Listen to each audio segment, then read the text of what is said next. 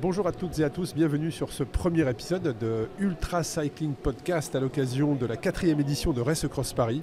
Et bien pour lancer ce nouveau podcast, j'ai un invité qui est en face de moi, qui va s'élancer sur le 1000 km. Je vais lui demander de se présenter avant toute chose, mais en tout cas sache qu'on t'accueille, sur le podcast, 2 sur Race Across Series et notamment Paris, avec beaucoup d'enthousiasme. Et j'ai quelques questions pour toi avant que tu nous partages ton parcours et que tu te présentes, mais déjà je voulais te souhaiter la bienvenue et on est très très heureux de te voir t'élancer parce que je sais qu'on a échangé avant par mail, mais là il y a une présence physique, donc c'est d'autant plus intéressant.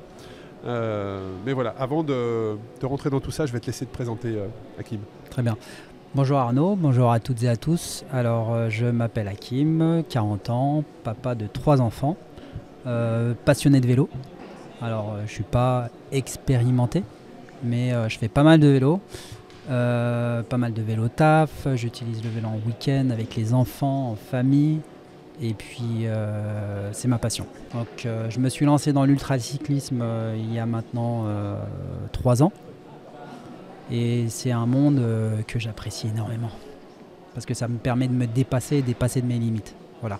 Bon, déjà 3 enfants, c'est ultra. Donc oui, déjà, ça c'est ultra. Effectivement. Voilà, la gestion du sommeil, donc je pense que tu maîtrises. C'est parfait. Oui.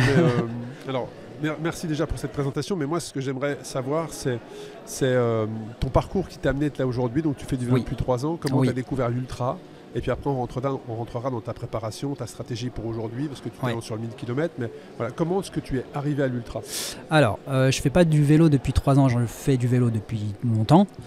Sauf que l'ultra, je me suis lancé dans l'ultra il y a à peu près 3-4 ans. Comment est-ce que j'ai été amené à faire de l'ultra? Tout simplement parce que j'ai des amis qui se sont lancés dans l'ultra et puis de fil en aiguille avec les différents sites que j'ai pu voir, les différentes vidéos, notamment de toi, d'Axel Carion, de certains organisateurs, ça m'a permis un petit peu de me lancer là-dedans et puis de le faire.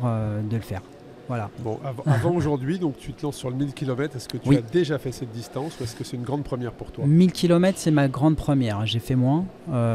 C'est quoi ta plus grande distance? Ma plus grande distance, c'est 700 km.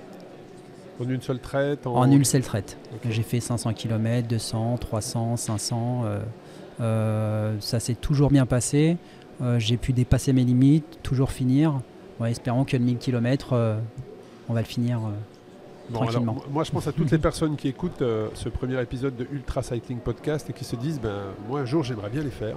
Oui. Je fais pas d'ultra mais ça m'intéresse, j'aimerais me lancer. Ou alors j'ai fait 500, 1000, ça me paraît encore être un autre monde. Comment est-ce que tu t'es préparé pour être prêt aujourd'hui sur cette 4e édition de Race Across Paris, 1000 km, on est mi-avril. Comment est-ce que tu t'es préparé pour être en tout cas le plus dans ta préparation abouti à être en totale confiance aujourd'hui? Alors pour faire des distances, de la longue distance, il faut quand même un minimum de préparation, je dirais. On ne peut pas venir et dire j'ai un vélo, je vais faire une longue distance et puis me lancer comme ça. Sachant qu'on demande quelques références. Voilà, si tu exactement. es là, c'est que tu as apporté les éléments nécessaires pour être au départ. Alors il faut savoir que je n'ai pas d'entraînement spécifique ou que je fais du vélo tous les jours. Tous les jours, je fais un minimum de 50 km, que ce soit en vélo taf, que ce soit en entraînement. J'ai la possibilité d'avoir un travail qui me permet, durant mes pauses, de faire du home trainer, d'aller m'entraîner sur certains parcours. Mais le week-end, après, c'est un peu compliqué quand tu as 3 enfants, il faut s'adapter, et j'ai une femme qui est merveilleuse parce que c'est elle qui aussi m'appuie derrière, qui m'aide aussi avec les enfants. Donc on est là pour essayer de trouver le bon tempo pour se lancer aussi dans notre activité. Maintenant, pour ceux qui veulent se lancer dans l'ultra, j'ai qu'une seule chose à dire, allez-y. Faut se lancer, faites votre premier tour de roue, avancez, achetez un vélo, quitte à pas mettre énormément d'argent dedans. Aujourd'hui, on a des paysages qui sont merveilleux en France. C'est sûr. Déjà, la beauté de ces paysages-là, ça nous permet de découvrir les gens, de découvrir le pays et de se lancer des défis. Voilà. C'est vrai qu'avec Race Cross France, c'est Oui. aussi notre objectif, c'est de faire visiter la France, parce qu'il y a Ouais, des régions ouais. qui sont mais magnifiques. On a Ouais. toujours tendance à aller faire du vélo dans des pays, voire dans d'autres continents. Oui. Et en fait, et sans même avoir découvert toutes nos régions françaises. Mm. Et donc, c'est là un peu la promesse avec Race Cross France, justement, qui a lieu mi-juin. C'est de faire découvrir à chaque fois de nouveaux territoires. C'est pour ça qu'on change le parcours tous les ans. Mais pour revenir à ta préparation, là, on est mi-avril. Aujourd'hui, tu arrives avec combien de kilomètres de préparation depuis le 1er janvier? Ça va permettre aux personnes d'avoir une petite idée de moi j'en suis là ou pas. Alors, je suis à 3000 km. Depuis le 1er janvier, je suis à 3000 km. Mais c'est des entraînements où je ne fais pas forcément que de la longue distance. C'est des entraînements où je vais enchaîner de la longue distance. C'est des entraînements où je vais enchaîner de l'intensité. Il y a des moments où on va essayer de choquer le corps parce que pendant des courses ultra-distance comme ça, on est amené à dépasser nos limites. Donc notre corps, il ne va pas réagir forcément de la même manière quand on fait 20 km et quand on fait 300 km. Après, il y a l'alimentation.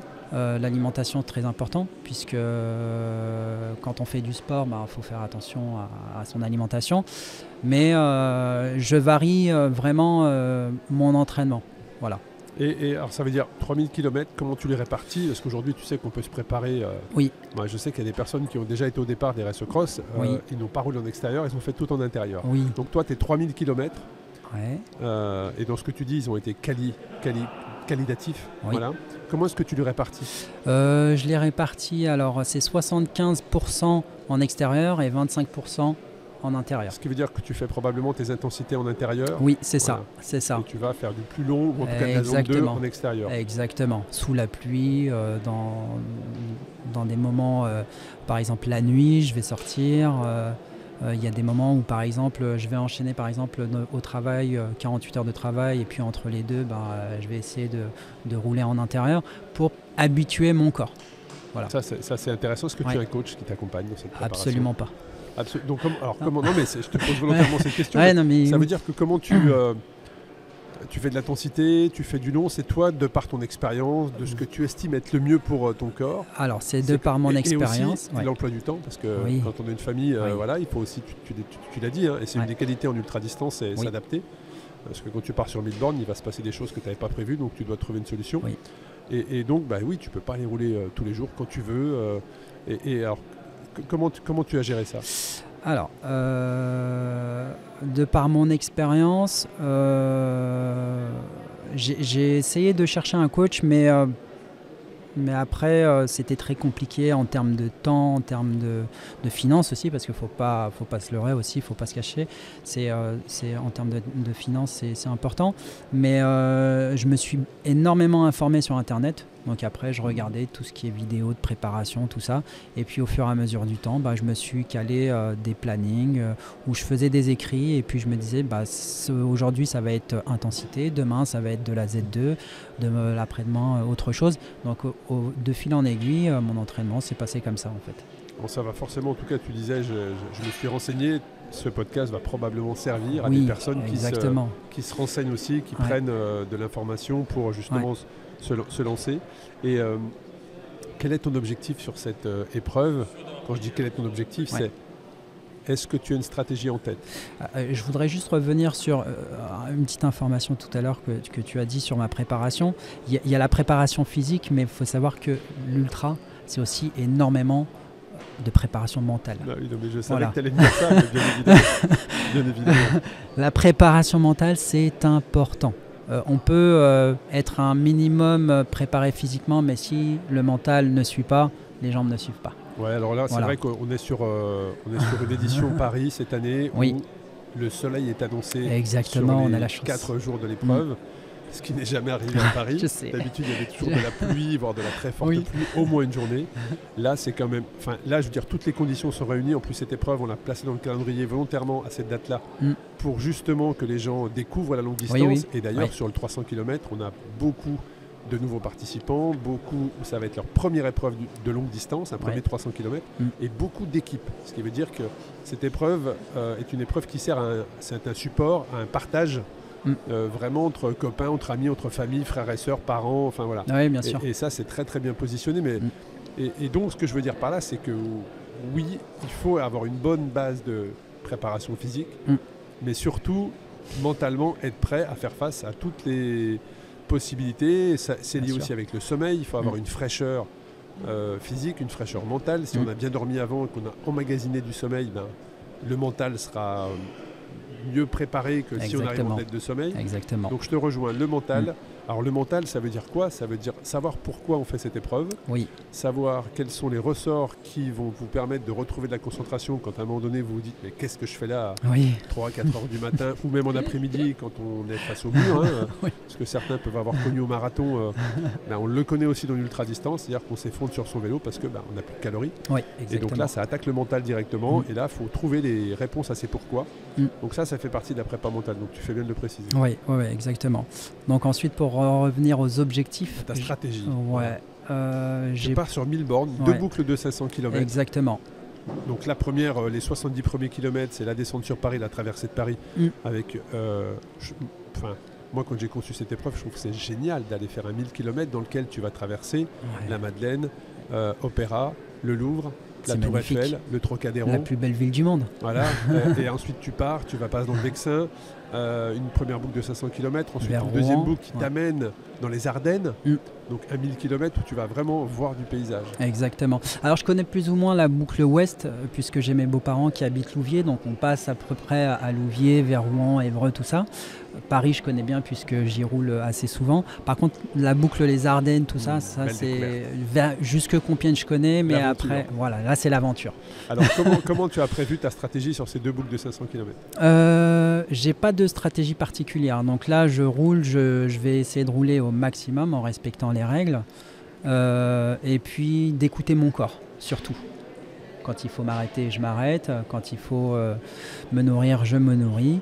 Et j'ai pas de stratégie particulière. Mon objectif, c'est de finir dans les temps. Ça, j'aime cette réponse. Quelle est ta stratégie? J'ai pas de stratégie. Tu sais, c'est sur Insta qui tourne en disant mais c'est pour ceux qui n'ont pas confiance. Non, le truc, le truc de voir le parcours. Alors le parcours là, il y a un point d'eau, il y a une boulangerie, tout ça. Non. Donc toi, en fait, ta stratégie, parce que c'en est une, c'est de dire voilà, je pars. Et j'ai suffisamment confiance en moi. Exactement. Je sais que je m'adapterai à toutes les situations. Je serai à l'écoute de mon corps et tout se passera bien. C'est exactement ça. Jusqu'à présent, ça a fonctionné. Je touche du bois, j'espère. Non, mais c'est intéressant et puis, de partager aux gens qui nous écoutent, qui n'ont jamais fait 1000 km, qui se disent c'est pas pour moi ou j'hésite. De dire en fait, il ne faut pas avoir 15 000 bornes pour être au départ, il faut juste avoir une bonne forme, une base physique. C'est ça. Se dire qu'on est capable de trouver des solutions à chaque problème qui va se présenter. Et profiter de l'aventure. Alors, on parle de profiter de l'aventure, mais je sais que, ce qu'on a échangé avant, que toi aussi tu souhaites profiter, mais tu vas le partager. Exactement. Et notamment aux enfants. Puisqu'on a mis en place un kit pédagogique il y a quelques années de cela, enfin en tout cas pour les participants, et qui souhaitent partager leur aventure avec des enfants.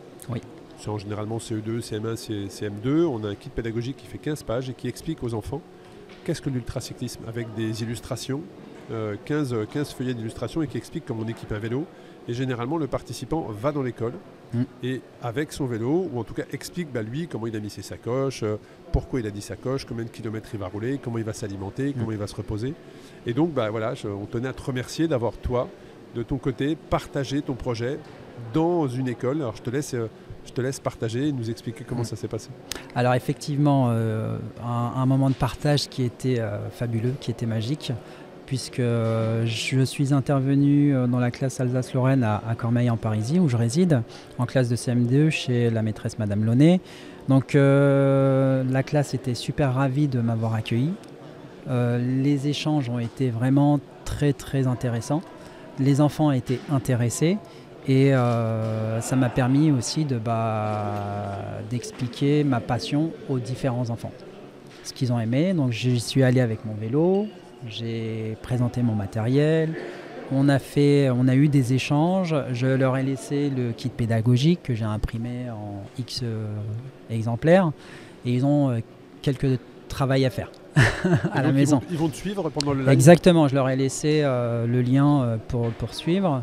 Donc demain, ils reprennent l'école, demain vendredi, et en direct, ils pourront m'envoyer des messages et puis me suivre en direct. Bon, génial. Ouais, Ça, c'est vraiment cool et c'est vraiment aussi pour ça qu'on a créé c'est important de partager notre passion aux futures générations, en fait. Parce qu'il y aura probablement des enfants qui ont reçu un participant, toi ou d'autres, et seront probablement dans quelques années au départ. J'espère. Moi, je suis là parce qu'il y a quelques années, dans une école, il y a un participant qui est venu et je me suis dit, waouh, c'est génial. Et je trouve ça top. Et tu vois, ne serait-ce que tout à l'heure, j'ai un participant qui est venu et qui m'a dit, moi, c'est mon objectif, c'est d'être sur la 2500 un jour.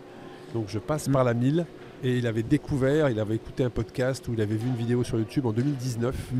Et depuis 2019, il s'est fixé cet objectif, c'est d'être là aujourd'hui. Ouais. Donc peut-être qu'il y aura des enfants qui seront là. Je l'espère bien. Bon. Je le souhaite de tout cœur. Dans quelques heures, c'est le départ. On va être sur le briefing dans quelques minutes. Ouais. Comment tu te sens ? Ça va. Je suis confiant. Alors il en faut beaucoup pour me stresser.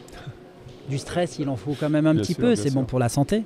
Mais ça va, je suis confiant. Bon, et j'ai hâte de partir. Quel message tu veux faire passer aux personnes qui écoutent ce premier épisode d'Ultra Cycling Podcast ? Croyez en vous, à vos rêves, et ne regardez pas derrière vous. Voilà. Toujours devant. Toujours devant. Un grand merci à Kim. Merci à toi Arnaud. Merci à l'organisation. Merci beaucoup. Nous sommes toujours à Chantilly où vient de s'élancer la 4e édition de Race Cross Paris. Donc les coureurs se sont élancés et la course s'est également élancée pour l'organisation. C'est pour ça que je suis accompagné de Stéphane. Salut Stéphane.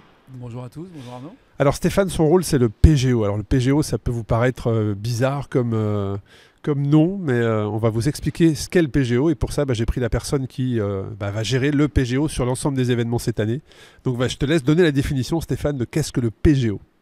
Alors le PGO, déjà, c'est pas moi qui l'ai inventé, donc on va rendre à César ce qui appartient à César. C'est toi, Arnaud, qui a mis ça en place sur toutes les courses Race Cross Series. PGO, ça veut dire poste de gestion opérationnelle. Et l'idée de ce groupe de membres de l'organisation et de volontaires, c'est d'utiliser principalement les remontées des infos balises qu'on a confiées à chacun des participants sur chacune des distances, donc le 1000 en ce moment et puis les autres pour la fin de la semaine, pour s'assurer qu'ils sont en train de respecter le parcours qu'on leur a donné, qu'ils ne sont pas en danger, répondre aux appels aux numéros qu'on leur a confiés dans leur mobile et qu'on a vérifié lors du checklist matériel vélo pour répondre à leurs questions, les mettre en relation avec un médecin, éventuellement les aider en cas d'accident, appeler le SAMU. Et cette équipe, elle travaille, entre guillemets, à la différence peut-être des autres équipes, H24, du début à la fin de la course. On se relaie, on utilise des outils web avec la capacité de suivre les fils de discussion qu'on a avec un participant donné. Et c'est très important parce qu'en fait, c'est notre façon à nous de nous rassurer sur la santé des participants, mais aussi le côté faire de la course, on va dire, que personne n'essaye de couper la trace ou autre. Voilà. C'est effectivement dans la définition, on va rentrer dans le détail, mais le PGO, c'est un poste de gestion opérationnelle qui pourrait s'appeler dans certaines organisations le PC sécurité ou le PC course, n'étant pas une course, on va dire, officielle. Voilà, on n'est pas une course officielle. Après, bien évidemment, à partir du moment où il y a 2 êtres humains au départ, ça devient une course. Mais, et puis, on ne voulait pas être dans quelque chose qui fasse un petit peu peur aux gens. Donc le côté sécurité, on trouvait ça un petit peu trop sombre. Et donc on l'a appelé le poste de gestion opérationnelle. Et c'est effectivement un lieu. Donc c'est pour vous, dans votre imaginaire, vous pouvez imaginer une pièce avec plusieurs écrans, plusieurs personnes autour, devant les écrans qui suivent les participants et qui, comme l'a dit Stéphane, font en sorte que les participants sont sur la trace, que si jamais le participant doit appeler, on puisse répondre à tout moment du jour ou de la nuit à son appel, qu'on puisse répondre à ses questions, qu'on puisse le renseigner, déclencher des secours.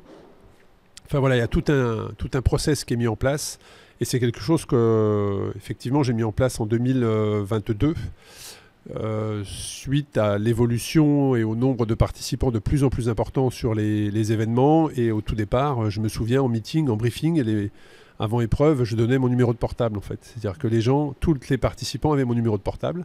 Et donc en cas de problème, les gens m'appelaient. Et quand tu passes de 176 ou 175 personnes en 2020 à l'année suivante 850, c'est plus possible. Donc il faut trouver des choses. Et puis c'est surtout, quand tu passes de 176, tu as quelques accrochages ou quelques chutes. À 850, tu as beaucoup plus de chutes et quelques accidents.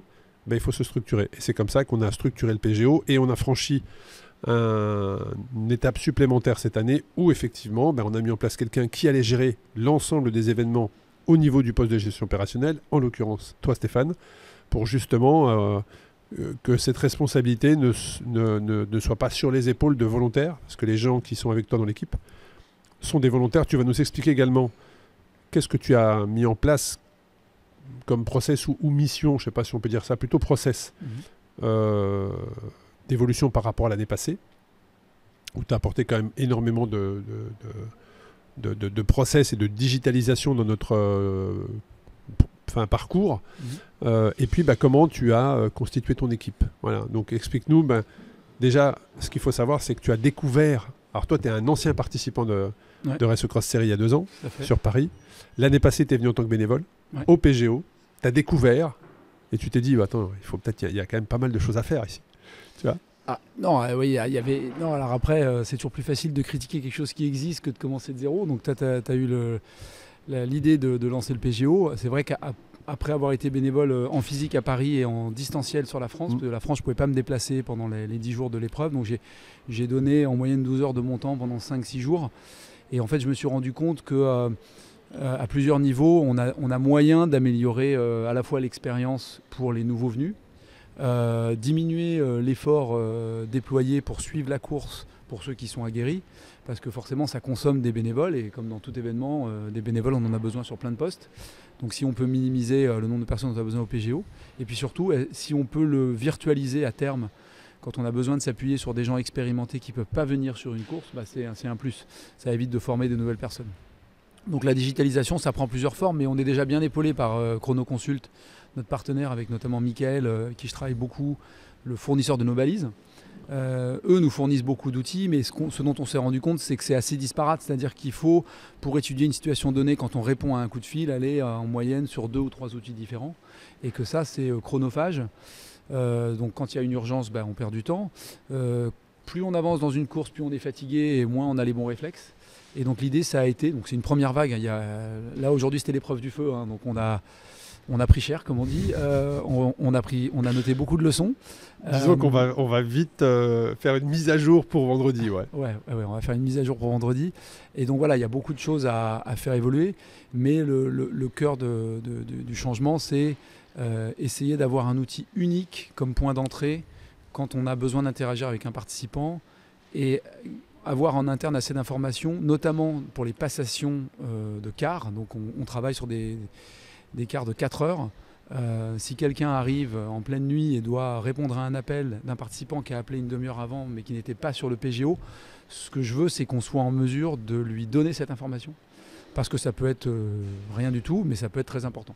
C'est intéressant ce que tu dis, parce que en fait, ce qu'il faut savoir, les gens qui nous écoutent, c'est que le poste de gestion opérationnelle pour nous est toujours ouvert à compter du premier partant jusqu'au dernier qui arrive. Même parfois hors délai, on est là jusqu'à... Enfin, c'est pas parfois, c'est qu'on est tout le temps là jusqu'à l'arrivée des derniers, même s'il y a quelques heures qui sont hors délai, et que pendant tout ce laps de temps, donc c'est 82 heures je crois sur Paris, c'est 10 jours non-stop sur France, où pendant 10 jours non-stop, il y a 2 personnes minimum qui sont derrière les écrans, et ça monte jusqu'à 6 parfois sur le dernier 24 heures, parce qu'il y a toutes les distances. Mais voilà, il faut pouvoir s'imaginer une organisation assez importante autour de ça. Ouais. Et donc des personnes qui soient formées, en tout cas qui soient... qui ont des appétences avec le digital également, parce qu'il faut avoir plusieurs écrans. En tout cas, avant, on avait plusieurs écrans. Maintenant, tu as simplifié tout ça. Et c'est beaucoup plus simple. Mais avant, on avait 7-8 écrans, je crois, ouverts en même temps. 7 ou 8 fenêtres ouvertes en même temps. Peut-être un peu moins que ça, mais oui, on avait un nombre d'écrans assez important. Assez important. Des tablettes, des téléphones. Avec chaque fenêtre, un rôle différent. Et si par malheur, alors que tu étais un petit peu fatigué, tu appuyais sur la croix qui fermait tous ces 8 écrans, il fallait tout, c'était compliqué. Voilà. Donc tu es arrivé, tu as observé, tu as vu tout ça, tu as amélioré tout ça. On a digitalisé le contrôle vélo qui est maintenant digital. Ça, c'est un gros plus qui nous permet de savoir en instant T combien de personnes sont passées. Enfin voilà, c'est quand même une énorme évolution. Et puis ce poste de gestion opérationnelle. Alors effectivement, c'est une première édition cette année sur le 1000 km à Paris on a cette formule-là, donc il y a des corrections à faire, il y a des améliorations, mais ça c'est logique. Mais en tout cas, voilà, c'est intéressant d'avoir ton avis et ta construction. Et comment tu as constitué ton équipe, de combien de personnes est constitué le PGO là, sur cette année, on va dire, 2025 ? Tu as combien de personnes que tu vas faire tourner sur les événements ? Bon, là sur Paris, on est, j'ai envie de dire, il y a un noyau dur de personnes que j'ai déjà vu travailler sur le PGO à Paris ou en France l'année dernière. Puis après, on essaie d'étoffer avec des nouveaux membres pour deux raisons. La première, c'est que on fait des journées de 16 heures, donc au bout d'un moment, il faut aller dormir quand même un peu, ne serait-ce que parce que sinon, on n'est pas efficace pour répondre au téléphone. Et puis, comme je disais tout à l'heure, parce qu'on a besoin de bénévoles sur plein de postes. Donc là, l'équipe au PGO sur Paris va faire autour de 8 personnes qui vont tourner, avec 4 ou 5 qui font la majorité des horaires. L'idée étant de former les autres. Et on a même quelqu'un en virtuel, donc Denis, pour ne pas le mentionner. À distance. Denis n'est pas virtuel. Ouais. Denis n'est pas virtuel, mais il est à distance, comme on dit. Et donc, il va nous aider ce soir, d'ailleurs, pendant 4 heures, depuis chez lui. Donc, ça va être un autre premier test. Et puis, sur l'année, je pense qu'on va tourner autour d'une quinzaine de personnes, parce que de toute façon, il va falloir au moins ça pour tenir la charge sur la France. Et alors, si vous nous écoutez, si vous souhaitez devenir volontaire, que ce soit au PGO, mais sur d'autres missions et sur d'autres lieux, que ce soit sur SE Cross France, mais aussi en Belgique, en Espagne, et pourquoi pas, s'il y a des personnes qui nous écoutent au Québec ou qui vont en vacances au Québec cet été et qui veulent participer, vous allez sur le site SE Cross Series et vous pouvez vous inscrire sur devenir volontaire. Et puis à ce moment-là, on vous recontactera, on prendra quels sont... ce que vous souhaitez faire, quand est-ce que vous êtes disponible, quelles sont vos compétences, et comme ça on pourra vous emmener avec nous dans différentes aventures. C'est quoi selon toi le point clé du PGO ? Quelle est l'aptitude ou la compétence qu'il faut vraiment avoir pour faire partie de cette équipe ? Parce qu'on a eu plusieurs demandes par le passé, des personnes que parfois nous n'avons pas intégrées, mais si toi tu avais une ou deux compétences ou qualités qu'il faut avoir pour faire partie de cette équipe du poste de gestion opérationnelle. Alors quand tu m'as posé la question, j'ai cru que tu allais me demander ce qu'il fallait comme point technique pour réussir, donc j'en avais plein à citer. Sur les compétences, je pense qu'il y en a deux principales. Il faut de la rigueur, parce que c'est et c'est pas la plus importante, mais je vais finir sur la deuxième. Donc il faut de la rigueur parce que c'est un poste où un numéro de dossard après 4 jours de course, 662, ça peut vite devenir 626. Et c'est pas du tout la même chose quand quelqu'un est accidenté ou abandonne. Donc ça, c'est super important. Tu as parlé de l'appétence à la technologie. Ça, c'est entre guillemets quelque chose qui est donné. Par contre, le truc le plus important, je pense, c'est de l'empathie. C'est-à-dire qu'il faut être capable de se mettre à la place de la personne qui appelle pour l'accueillir dans de bonnes conditions, surtout après plusieurs jours de course. Et voilà, essayer de leur donner l'impression qu'on est juste à côté d'eux, sur le bord de la route, en train de les aider, dans la mesure du possible, bien sûr, puisque on a une ligne qui est très occupée parfois, et donc il ne faut pas non plus la monopoliser. Mais l'idée, c'est ça, c'est de donner à ces gens, on sait comment ils s'appellent, où ils sont, et on essaie de répondre à leurs besoins. Je rajouterais moi une compétence qui est le faire preuve de sang-froid. Parce que tu peux recevoir des appels de nuit, tu peux recevoir des appels d'accident, voilà. Et il faut savoir faire preuve de sang-froid et pas paniquer. Ouais. Donc ça nécessite un peu d'expérience. C'est pour ça qu'on est assez vigilant des personnes qu'on intègre dans cette équipe. Parce que tu peux avoir 3 appels, ou en tout cas la ligne qui sonne avec 3 appels en même temps. Et il faut être capable de ne pas, paniquer perso, mais surtout montrer à la personne qui est au bout du fil que tu maîtrises parfaitement, parce que parfois ce sont des familles qui nous appellent. Ce sont des familles qui nous appellent parce que le GPS justement a disparu dans une zone, ce qui peut arriver notamment sur SE Cross France, pas autour de Paris, mais sur SE Cross France où le GPS, notamment dans les gorges de la Nesse, que moi je me souviens, le GPS, on savait que pendant 45 minutes ça ne passait pas.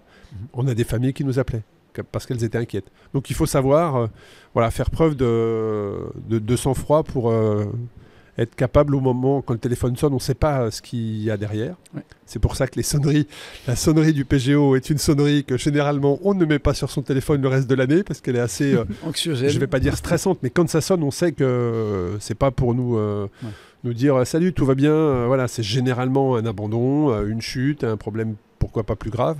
Donc il faut faire preuve de sang-froid.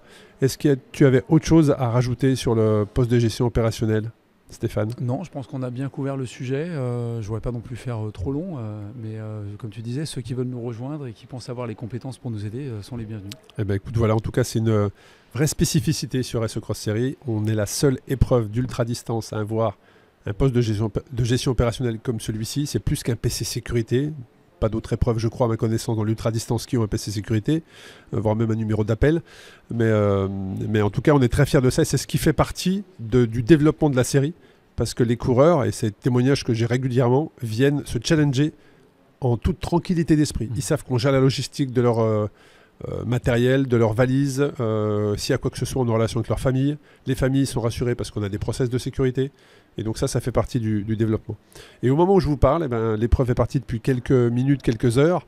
Les premiers participants ont déjà franchi Paris. Certains sont sous la Tour Eiffel, mais en tout cas, la course va vraiment pouvoir s'élancer maintenant, puisqu'on les avait avertis que les 70 premiers kilomètres, le but c'était vraiment de prendre du plaisir. Ils vont passer quand même faire un parcours de 1000 km qui fait la Madeleine, Opéra, le Louvre, la Tour Eiffel, le Trocadéro, pour ensuite partir vers Versailles. Et ensuite, demain, ils seront dans les Ardennes. Je trouve ça magnifique quand on est passionné de vélo. Tout ça sous le soleil, je le précise. 4 jours de soleil annoncés sur Race Cross Paris. En tout cas, si vous voulez suivre le live, vous allez sur racecrossseries.com. Vous avez le lien live. Et là, vous avez toutes les informations, les récaps vidéo, photos. Et vous pouvez suivre l'événement presque comme si vous y étiez. En tout cas, un grand merci à vous. Un grand merci Stéphane. Et puis, on vous donne rendez-vous demain pour une nouvelle vidéo, un nouveau récap sur cette Race Cross Paris 4e édition. Merci et à bientôt. Au revoir.